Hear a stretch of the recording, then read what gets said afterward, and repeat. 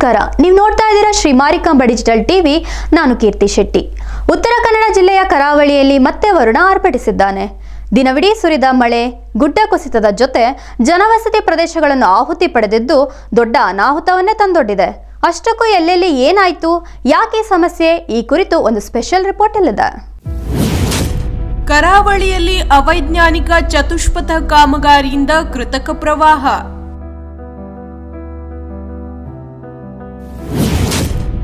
ಮಳೆಯ ಅಬ್ಬರಕ್ಕಿಂತ ಹೆದ್ದಾರಿಯಲ್ಲಿ ನಿಂತ ನೀರಿನಿಂದ ಜನರಿಗೆ ಸಂಕಷ್ಟ.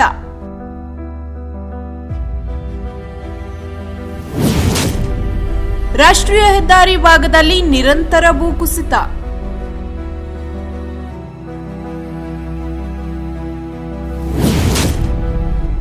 ರಸ್ತೆಯಲ್ಲಿ ನಿಂತ ನೀರಿನಿಂದಲೇ ಮುಳುಗಿದ ಮನೆಗಳು, ಸೇತುವೆಗಳು.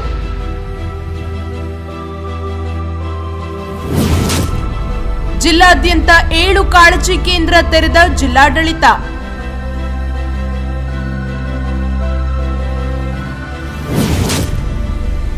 ಪ್ರವಾಹದಲ್ಲಿ ಸಿಲುಕಿದ 66 ಮಕ್ಕಳು ಕಾಳಜಿ ಕೇಂದ್ರಕ್ಕೆ.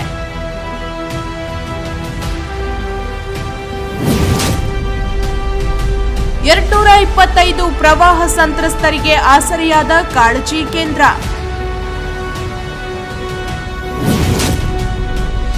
ನದಿ ನೀರಿನ ಪ್ರದೇಶದ ಜನರಿಗೆ ಹೈ ಅಲರ್ಟ್. ಒಂದೆಡೆ ರಾಷ್ಟ್ರೀಯ ಹೆದ್ದಾರಿಯಲ್ಲಿ ಗುಡ್ಡ ಕುಸಿತ, ಮತ್ತೊಂದೆಡೆ ಹೆದ್ದಾರಿ ಪಕ್ಕದ ಗ್ರಾಮಗಳ ರಸ್ತೆ, ಮನೆಗಳು ಜಲಾವೃತವಾಗಿರುವುದು. ಹೌದು, ಈ ರಣಭೀಕರ ದೃಶ್ಯ ಉತ್ತರ ಕನ್ನಡ ಜಿಲ್ಲೆಯ ಕರಾವಳಿ ಭಾಗದ್ದು. ಕರಾವಳಿ ಭಾಗದ ಕಾರವಾರ, ಅಂಕೋಲ, ಕುಮಟಾ, ಹೊನ್ನಾವರ, ಭಟ್ಕಳ ಭಾಗದಲ್ಲಿ ಅಬ್ಬರದ ಮಳೆ ಸುರಿದಿದೆ.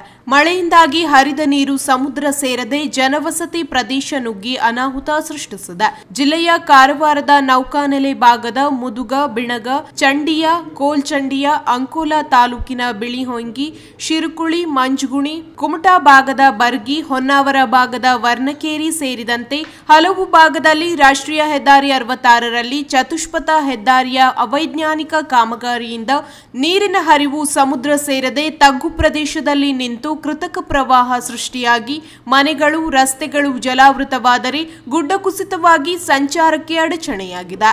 ಇನ್ನು ಖುದ್ದು ಜಿಲ್ಲಾ ಉಸ್ತುವಾರಿ ಸಚಿವ ಮಂಕಾಳ್ ವೈದ್ಯ ಹಾನಿ ಪ್ರದೇಶಕ್ಕೆ ತೆರಳಿ ಮಾಹಿತಿ ಪಡೆದಿದ್ದು, ಚತುಷ್ಪಥ ಹೆದ್ದಾರಿ ಕಾಮಗಾರಿ ನಡೆಸುತ್ತಿರುವ IRB ಕಂಪನಿ ವಿರುದ್ಧ ಕಿಡಿಕಾರಿದ್ದಾರೆ.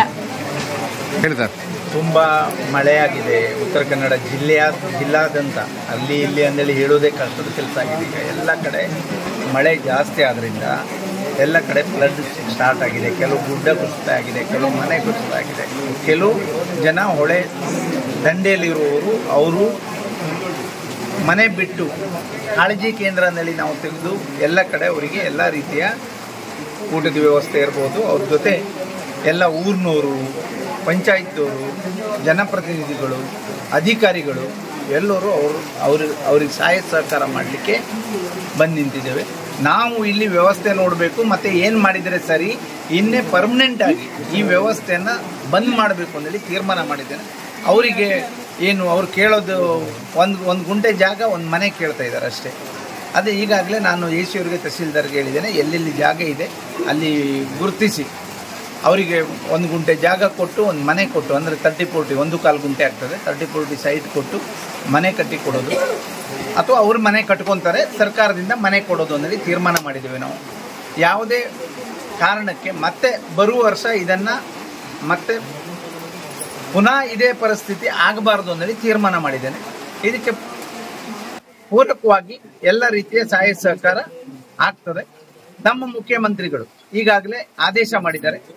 ಸಾಮಾನ್ಯ ಜನರು, ಬಡವರು ಕಷ್ಟದಲ್ಲಿದ್ದಾರೆ, ಎಲ್ಲಿ ಗುಡ್ಡ ಕುಸಿತ ಇದೆ ಅಥವಾ ನೀರು ಜಾಸ್ತಿಯಾಗಿ ಕಷ್ಟದಲ್ಲಿದ್ದಾರೆ, ಅವ್ರಿಗೆ ಹೋಗಿ ನೆರವಾಗಬೇಕು. ಅವರಿಗೆ ಪೂರಕವಾಗಿ ಏನು ಮಾಡಿದರೆ ಸರಿ ಮಾಡಲಿಕ್ಕೆ ಸಾಧ್ಯ ಆಗ್ತದೆ ಅದನ್ನು ಮಾಡಿ ಅನುದಾನವನ್ನು ಕೊಡ್ತೇವೆ ಅಂತೇಳಿ ಈಗಾಗಲೇ ಹೇಳಿದ್ದಾರೆ. ಹಾಗಾಗಿ ಯಾವುದೇ ರೀತಿಯಲ್ಲಿ ಅನುದಾನದ ಕೊರತೆ ಇಲ್ಲ. ಇವ್ರ ಪರವಾಗಿ ನಾವು ನಿಂತಿದ್ದೇನೆ, ನಾನು ಇವ್ರ ಪರವಾಗಿ ಇದ್ದೇನೆ.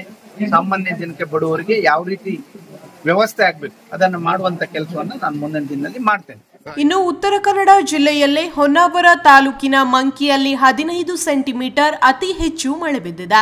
ಇನ್ನು ಅಂಕೋಲಾ ತಾಲೂಕಿನಲ್ಲಿ 11 ಸೆಂಟಿಮೀಟರ್, ಕಾರವಾರ ತಾಲೂಕು 11 ಸೆಂಟಿಮೀಟರ್, ಕುಮಟಾ ತಾಲೂಕಿನ ಗೋಕರ್ಣ 9 ಸೆಂಟಿಮೀಟರ್, ಭಟ್ಕಳ ತಾಲೂಕಿನ ಶಿರಾಲಿ 8 ಸೆಂಟಿಮೀಟರ್, ಕುಮಟಾ ತಾಲೂಕಿನಾದ್ಯಂತ 8 ಸೆಂಟಿಮೀಟರ್, ಕಾರವಾರ ತಾಲೂಕಿನ ಕದ್ರ 7 ಸೆಂಟಿಮೀಟರ್ ಮಳೆಯಾಗಿದ್ದು ಜಿಲ್ಲಾದ್ಯಂತ ಕಳೆದ 24 ಗಂಟೆಯಲ್ಲಿ 40.8 ಮಿಲಿಮೀಟರ್ ಮಳೆಯಾಗಿದೆ. ಇನ್ನು ಕಾಳಿ ನದಿ ನೀರಿನ ಮಟ್ಟ ಹೆಚ್ಚಾದ್ದರಿಂದ ಪ್ರವಾಹ ಪರಿಸ್ಥಿತಿ ತಡೆಯಲು ಕದ್ರಾ ಜಲಾಶಯದಿಂದ 4 ಗೇಟುಗಳನ್ನು ತೆರೆದು 6,000 ಕ್ಯೂಸೆಕ್ ನೀರು ಹೊರಬಿಡಲಾಗಿದೆ. ಇನ್ನು ಅಂಕೋಲಾ, ಹೊನ್ನಾವರ, ಕುಮಟಾ ಭಾಗದಲ್ಲಿ ಅಘನಾಶಿನಿ, ಗುಂಡಬಾಳ, ಗಂಗಾವಳಿ ನದಿ ನೀರು ತೀರ ಪ್ರದೇಶದ ಕೃಷಿ ಜಮೀನು, ಮನೆಗಳಿಗೆ ನೀರು ನುಗ್ಗಿದ್ದರಿಂದ 225 ಜನರನ್ನು ಕಾಳಜಿ ಕೇಂದ್ರಕ್ಕೆ ಸ್ಥಳಾಂತರಿಸಲಾಗಿದೆ. ಕಾಳಜಿ ಕೇಂದ್ರದಲ್ಲಿ 66 ಮಕ್ಕಳು, 130 ಮಹಿಳೆಯರು ಆಶ್ರಯ ಪಡೆದಿದ್ದು 7 ಕಾಳಜಿ ಕೇಂದ್ರಗಳು ಸಕ್ರಿಯವಾಗಿದೆ. ಜಿಲ್ಲೆಯಲ್ಲಿ ಮಳೆಯ ಪ್ರವಾಹಕ್ಕೆ ಹೊನ್ನಾವರ 10, ಕುಮಟಾ 2, ಕಾರವಾರ 3ಕ್ಕೂ ಹೆಚ್ಚು ಗ್ರಾಮಗಳು ಪ್ರವಾಹ ಸಂಕಷ್ಟ ಎದುರಿಸುತ್ತಿವೆ. ಇದಲ್ಲದೆ ಹವಾಮಾನ ಇಲಾಖೆ ಗುಡ್ಡ ಕುಸಿಯುವ ಪ್ರದೇಶಗಳ ಬಗ್ಗೆ ಮಾಹಿತಿ ನೀಡಿದ್ದು ಜಿಲ್ಲೆಯಲ್ಲಿ ಒಟ್ಟು 439 ಭೂಪ್ರದೇಶ ಗುಡ್ಡ ಕುಸಿಯುವ ಆತಂಕ ವ್ಯಕ್ತಪಡಿಸಿದೆ. ಇದಲ್ಲದೆ ಜುಲೈ 6ರಂದು ಕಾರವಾರದ ಮಾಜಾಳಿಯಿಂದ ಭಟ್ಕಳ ಭಾಗದ ಕರಾವಳಿಯಲ್ಲಿ ಸಮುದ್ರದಲ್ಲಿ 3 ರಿಂದ 3.3 ಮೀಟರ್ ಎತ್ತರದ ಅಲೆಗಳು ಏಳುವ ಸೂಚನೆ ನೀಡಿದೆ. ಇನ್ನು ಜಿಲ್ಲಾದ್ಯಂತ ನಿರಂತರ ಮಳೆ ಮುಂದುವರಿಯುವುದರಿಂದ ಕಾರವಾರ, ಕುಮಟಾ, ಹೊನ್ನಾವರ, ಭಟ್ಕಳ ತಾಲೂಕಿನಾದ್ಯಂತ ಶಾಲಾ ಕಾಲೇಜುಗಳಿಗೆ ರಜೆ ಘೋಷಿಸಲಾಗಿದೆ. 4ನೇ ತಾರೀಕು ಅಂದರೆ ಇವತ್ತಿನ ದಿವಸ ನಮಗೆ ಅತಿವೃಷ್ಟಿ ಹಿನ್ನೆಲೆಯಲ್ಲಿ ಸುಮಾರು ಕಡೆಗಳಲ್ಲಿ ವಿಶೇಷವಾಗಿ ನಮಗೆ ಕೋಸ್ಟಲ್ ಬೆಲ್ಟ್ ಆದಂಥ ಅಂಕೋಲಾ, ಹೊನ್ನಾವರ ಮತ್ತು ಕುಮಟಾಗಳಲ್ಲಿ ಮನೆಗಳಲ್ಲಿ ನೀರು ನುಗ್ಗಿದೆ. ಕುಮಟಾದಲ್ಲಿ ಅಘನಾಶಿನಿ ರಿವರ್ ಇರ್ಬೋದು, ಅಂಕೋಲಾದಲ್ಲಿ ನಮಗೆ ಗಂಗಾವಳಿ ರಿವರ್ ಇರ್ಬೋದು, ಶರಾವತಿ ರಿವರ್ ಹೊನ್ನಾವರದಲ್ಲಿ. ಸೊ 3 ನದಿಗಳಲ್ಲಿ ಪ್ರವಾಹದ ಒಂದು ಸೆಳೆತ ಹೆಚ್ಚಾಗಿದೆ ಮತ್ತು ಮನೆಗಳಿಗೆ ನೀರು ನುಗ್ಗುತ್ತಾ ಇದೆ. ವಿಶೇಷವಾಗಿ ನಾವು ಹೊನ್ನಾವರದಲ್ಲಿ 4 ಕಡೆಗಳಲ್ಲಿ ಗಂಜಿ ಕೇಂದ್ರ ತೆಗೆದಿದ್ದೀವಿ. ಹೊನ್ನಾವರದಲ್ಲಿ 4 ಕಡೆಗಳಲ್ಲಿ ನಾವು ಕಾಳಜಿ ಕೇಂದ್ರಗಳನ್ನು ಐಡೆಂಟಿಫೈ ಮಾಡಿಟ್ಟಿದ್ವಿ ಮತ್ತು ಅದನ್ನು ಇವತ್ತು ಓಪನ್ ಮಾಡಿದ್ವಿ. ಪ್ರತಿ ಕಾಳಜಿ ಕೇಂದ್ರದಲ್ಲಿ ಕನಿಷ್ಠ ನಮಗೆ 50% 150% ವರೆಗೆ ಇದ್ದಾರೆ. 50 ರಿಂದ 150 ಜನರನ್ನು ನಾವು ಈಗಾಗಲೇ ಸ್ಥಳಾಂತರ ಮಾಡಿದ್ದೀವಿ. ಮತ್ತೆ ಸ್ಥಳಾಂತರಗೊಂಡಂಥ ಪ್ಲೇಸ್ ಯಾವುದಂದ್ರೆ ಒಂದು ಗುಂಡಿಬೈಲ್, ಗುಂಡಬಾಳಲ್ಲೇ 3, ಗುಂಡಿಬೈಲಲ್ಲಿ 1. ಇನ್ನು ಕುಮಟಾದಲ್ಲಿ ಕೋನಹಳ್ಳಿಯಲ್ಲಿ ಕೂಡ 1 ಗಂಜಿ ಕೇಂದ್ರ. ಆಕ್ಚುಲಿ 2 ತೆಗೆದಿದ್ವಿ, 2 ಕಾಳಜಿ ಕೇಂದ್ರ ತೆಗೆದಿದ್ವಿ. ಕೋನಹಳ್ಳಿನಲ್ಲಿ ಈಗ 1 ಕಾಳಜಿ ಕೇಂದ್ರ ಮಾತ್ರ ವರ್ಕ್ ಆಗ್ತಾ ಇದೆ.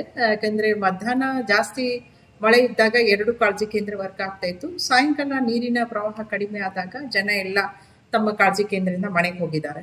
ಬಟ್ ಈ ಕಾಳಜಿ ಕೇಂದ್ರಗಳು 24x7 ಕಾರ್ಯನಿರ್ವಹಿಸ್ತಾ ಇದೆ. ಮತ್ತೆ ಅಲ್ಲಿ ವೈದ್ಯರ ಸೇವೆ ಕೂಡ ಅವರಿಗೆ ಸಿಗಲಿದೆ.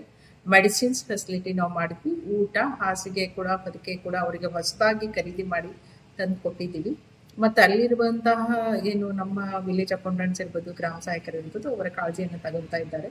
ಅವರಿಗೆ ಯಾವುದೇ ರೀತಿಯಾದಂಥ ಅಗತ್ಯ ನೆರವು ಬೇಕಾದಲ್ಲಿ ನಮ್ಮ ಜೊತೆನೂ ಕೂಡ ಅವರು ಸಂಪರ್ಕದಲ್ಲಿದ್ದಾರೆ. ಅವರಿಗೆ ನಾವು ಸರಿಯಾಗಿ ಕೇರ್ ಮಾಡ್ತಾ ಇದ್ವಿ. ಇನ್ನು ಮನೆ ಹಾನಿ ಕೂಡ ಸುಮಾರು ಕಡೆಗಳಲ್ಲಿ ಆಗಿದೆ. ಜಿಲ್ಲೆಯಲ್ಲಿ ಒಟ್ಟು 92 ಮನೆಗಳು ಒಂದು ಹಾನಿ ಆಗಿದೆ. ಅದರಲ್ಲಿ ಪೂರ್ಣ ಪ್ರಮಾಣದ ಮನೆಗಳು 7 ಆಗಿದೆ. ಪಾರ್ಷಿಯಲ್ ಡ್ಯಾಮೇಜ್ 78 ಇದೆ. ಸೊ ಅದರಲ್ಲಿ ಸ್ವಲ್ಪ ಡ್ಯಾಮೇಜ್ ಆಗಿರುವಂಥದ್ದು 6 ಮನೆಗಳು. ಸೊ ಒಟ್ಟು ಈ 92 ಮನೆಗಳಿಗೆ ಸಂಬಂಧಪಟ್ಟಂತೆ ಕೂಡ ನಾವು ಪರಿಹಾರನ ಕೊಟ್ಟಿದ್ವಿ. ಇನ್ನು 68 ಪ್ಲೇಸಸ್ಗಳಲ್ಲಿ ಮನೆಗಳಿಗೆ ನೀರು ನುಗ್ಗಿದೆ ಅಂತ ಪ್ರಕರಣಗಳು ಕೂಡ ನಾವು ಐಡೆಂಟಿಫೈ ಮಾಡಿ, ಒಂದು ಮನೆಗೆ ಕನಿಷ್ಠ ನೀರು ನುಗ್ಗಿ ಹೊರಗೆ ಬಂದ್ರೂ ಕೂಡ ಅಲ್ಲಿ ಕನಿಷ್ಠ ಡ್ಯಾಮೇಜ್ ಆಗಿರ್ತದೆ ಅಂತ 5 ರಿಂದ 10,000 ಒಂದು ಪರಿಹಾರ ನಾವು ಕೊಡ್ತೀವಿ. ಅಂದರೆ ಪಾತ್ರೆ, ಪಗಡೆ, ಅದು ಇದು ಏನೋ ಕೊಚ್ಚೋಯ್ತು ಅಂತ. ಸೊ ಅಂಥದ್ದನ್ನು ಕೂಡ ನಮ್ಮ ಸಿಬ್ಬಂದಿಗಳು ನಿಭಾಯಿಸ್ತಾ ಇದ್ದಾರೆ. ಮತ್ತೆ ಎಲ್ಲಿ ಅನಿಮಲ್ ಲಾಸ್ ಆಗಿದೆ, ಅಂದ್ರೆ ಪ್ರಾಣಿ ಹಾನಿ ಆಗಿರ್ಬೋದು, ಜೀವ ಹಾನಿ ಮನುಷ್ಯರದ್ದಾಗಿರ್ಬೋದು, ಅದು ಕೂಡ ಒಂದೊಂದು ಪ್ಲೇಸಲ್ಲಿ ಆಗಿದೆ ಜಿಲ್ಲೆಯಾದ್ಯಂತ. ಅದನ್ನು ಕೂಡ ನಾವು ಈಗಾಗಲೇ ಪರಿಹಾರನ ಕೊಟ್ಟಿದ್ವಿ.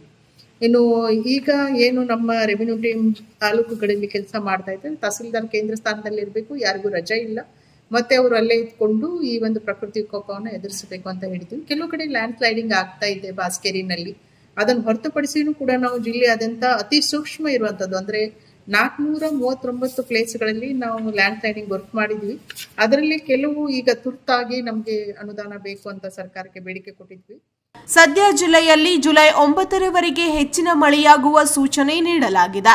ಇದೀಗ ಕರಾವಳಿಯಲ್ಲಿ ರಾಷ್ಟ್ರೀಯ ಹೆದ್ದಾರಿ ಚತುಷ್ಪಥ ಕಾಮಗಾರಿಯಿಂದ ಕೃತಕ ಪ್ರವಾಹ ಸೃಷ್ಟಿಯಾಗಿ ಜನ ಸಂಕಷ್ಟ ಎದುರಿಸುತ್ತಿದ್ದಾರೆ. ಇತ್ತ ಹೆಚ್ಚಿನ ಮಳೆಯಿಂದಾಗಿ ಮತ್ತಷ್ಟು ಅನಾಹುತವಾಗುವ ಆತಂಕದಲ್ಲಿ ಜನ ದಿನದೂಡುವಂತಾಗಿದೆ.